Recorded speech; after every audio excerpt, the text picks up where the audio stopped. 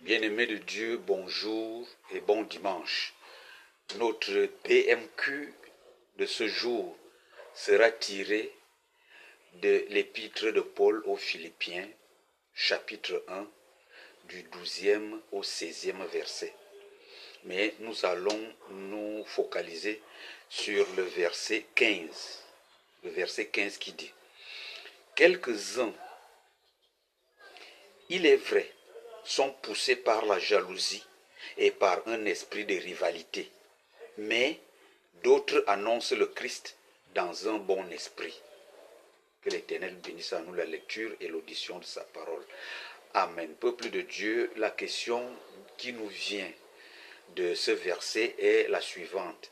De quel groupe es-tu dans ta famille, pour ceux qui ne vont pas à l'église, et pour ceux qui vont à l'église? De quel groupe es-tu dans ton église, dans ta famille, dans ton association ecclésiastique? De quel groupe es-tu? Il y a deux groupes ici. Paul relève deux groupes. Il y a un groupe de personnes qui sont poussées par la jalousie. Vous savez ce qu'on appelle la jalousie? Qui sont poussées par la jalousie et par un esprit de rivalité. Ils aiment les rivalités. La jalousie amène la rivalité. C'est-à-dire la concurrence. Et une concurrence négative, parce qu'il y a aussi une concurrence positive. C'est-à-dire, moi aussi, je dois faire comme lui.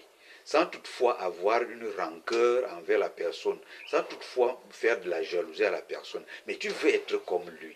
C'est une jalousie aussi, c'est une jalousie positive. Alors, Paul a vu deux types de personnes dans sa paroisse de Philippe, étant en prison, parce que l'épître aux Philippiens a été écrite, Paul étant en prison à Rome. Alors, il a constaté que dans sa communauté de Philippe, il y a deux types de personnes. Ceux qui prêchent Christ avec jalousie, avec des rivalités, et d'autres qui prêchent Christ par amour. Donc, alors, voilà notre question. Toi, dans ta famille, dans ton association, dans ton église, tu prêches Christ comment?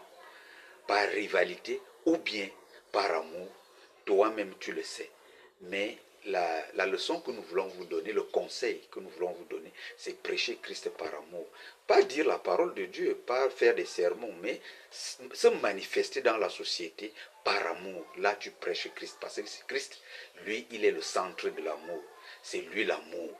Donc, vérifie, fais ton introspection. Dans ma paroisse, dans mon église, dans ma famille, je prêche Christ comment? Bonne journée, bon dimanche, soyez bénis en Christ.